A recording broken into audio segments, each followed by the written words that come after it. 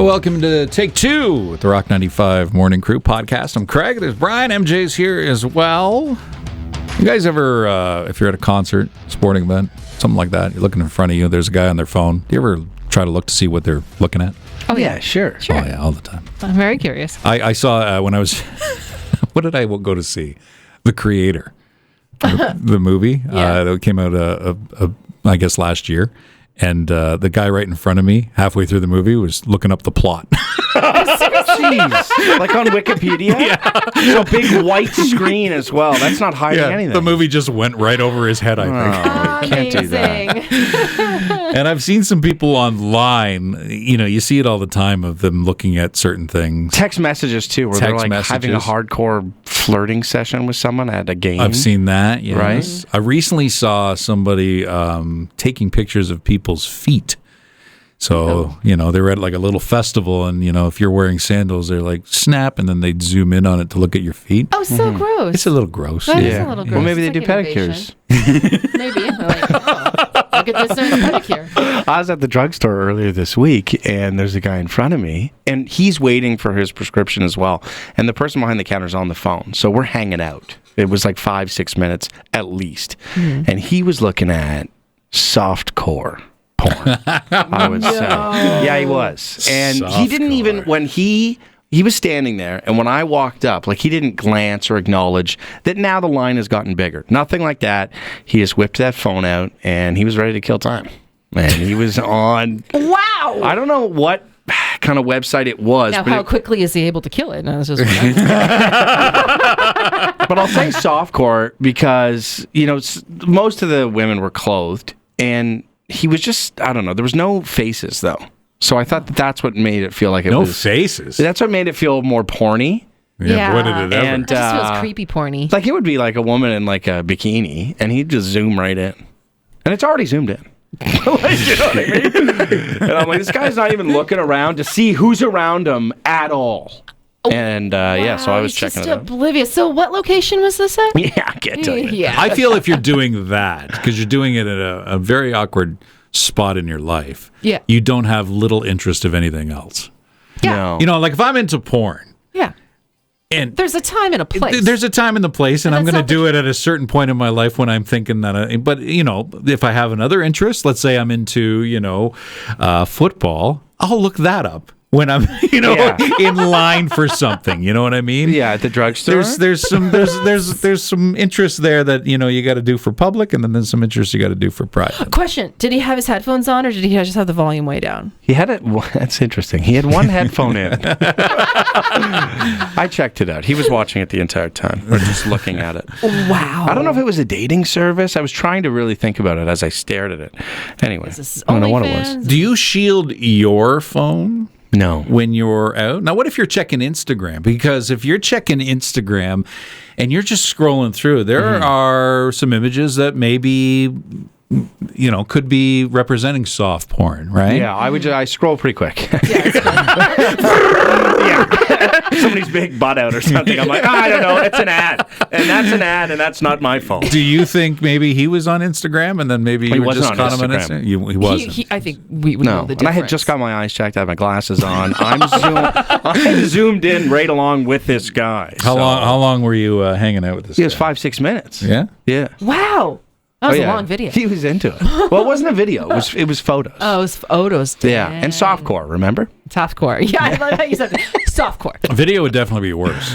Oh, yeah. Oh, you can't do that.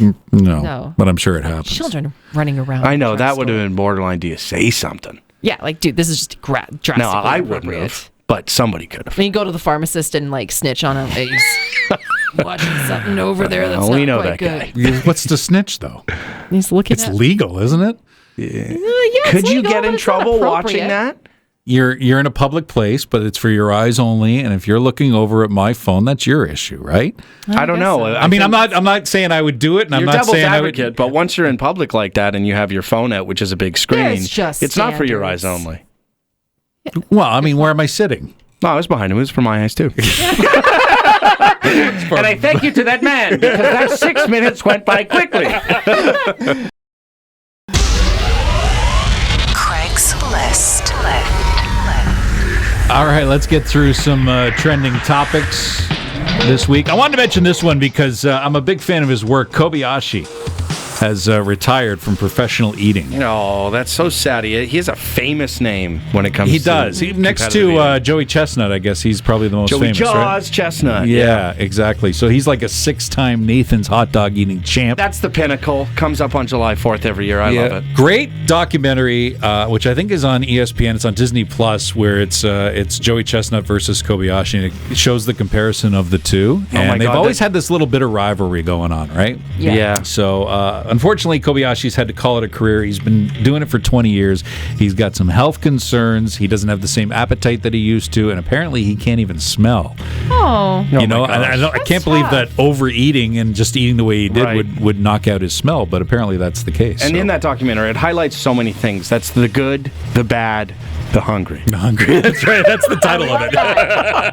You gotta check that out. Now, just a little footnote, and I like to brag about this. I actually competed against Kobayashi. He didn't know I existed, but that's okay. Right. How many people were there? There were a line of about 12 of us, I want to say. Okay. And I came in last. Wow. There was probably a 95-pound girl that used to waitress at Pie Restaurant that beat me by about 5 slices. For real? Yeah. Damn. Good for her. Well, it's all about the technique. It's not about how big you are and how hungry you are. It's the technique of eating the pizza. Now, what was your technique? My technique was not what theirs was. Theirs was dipping it in water. Yeah, you can't. I've tried that once. So disgusting. Just the look of it, right? Yeah. They would take the whole pizza slice, dip it in water, shove it in their mouth. It would glide down. They wouldn't taste it. Now, what are you right? doing? Are you doing Caesar dressing? I'm getting a little dip to go with it. Yeah, absolutely. Folding it in half. Now, that makes a lot more sense if you have to dip it in water. He was never eating food the way you should be. It makes sense that he no longer has an appetite. Right. Well, and do you starve yourself leading up to that?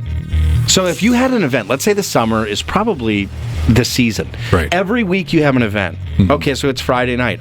By Wednesday, are you done eating for the week? You know what I mean? Yeah. And then so that would kind of take away the hunger and take away the food and the enjoyment of it. I would think so. Well, how did you prepare? I just ate a lot of pizza. But the one thing that grossed me out was the pizza water. Just watching it when it was over, there's like little drops of pizza floating around in it. Gross. Yeah. Nice tall glass of that, please. No, I wasn't into it. There was one guy, he was a competitive eater as well. I can't remember his name. He was a big dude. Yeah. And he was probably pushing 400 pounds. And he just sat, we all stood to eat. But he sat down at the end of the table to eat. Mm-hmm. And he was impressive. He was like one of the marquee guys. And he wasn't fast, but he ate a lot. Right. And when we were all done, we put our pizza down, we were all sick. He's like, more. I want to try them all. We give our respect to you, sir. Yes, my hat's off to you. Be careful if you're doing No Mow May in Barrie. Apparently, it's not a thing. We've talked about this in the past. Mowing your lawn in Barrie is something you need to do. Apparently, in No Mow May, you let it go a little bit so you can get the dandelions out there and help the bees. They'll feed off it. They enjoy it. All the pollinators. All the pollinators. But it's a good little kickoff for them. Yeah, right? Someone got hit with a threat of a ticket for not mowing their lawn because they were doing No Mow May, and that's something we don't recognize. Toronto recognizes it. Mm-hmm. Barrie does not. Mm-hmm. So you have to cut your lawn. It's a bylaw not to do so.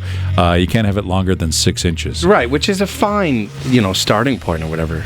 If you let your grass get to 6 inches, you cut it. Okay, that's probably the month. Yeah. You know what I mean? You can get by with it. When it gets to that, you should get it done. I mean, some people just get off on it, though. Like, they really kind of get angry with the fact that, people are forced to cut their grass because they want to help out with the... But, there's fields of dandelions and I think out there. Barrie was designated like a bee safe or like a bee community or whatever because we do have so many like little bee gardens. You can also plant your own pollinator plants. Like I have got a couple in my backyard. Yeah, that's the alternative. They just do their thing. It's for butterflies. It's for bees. And what does that consist of? What's the pollinator plant? I have no idea. There's a section in the garden center like these are good for pollinators and they're bunch of flowers. And I'm like, okay, sure, and I threw them in there, and they grow back too. Look at MJ. Third year going, What is that, annuals? Yeah, I know they're flowers. perennials. Oh, damn it. Perennials come back every year. Right, annuals don't. That's impressive. You're like the Friar Tuck of the bee world. I do what I can. Listen to Craig, Brian, and MJ, the Rock 95 Morning Crew on Barrie's Rock Station, Rock 95.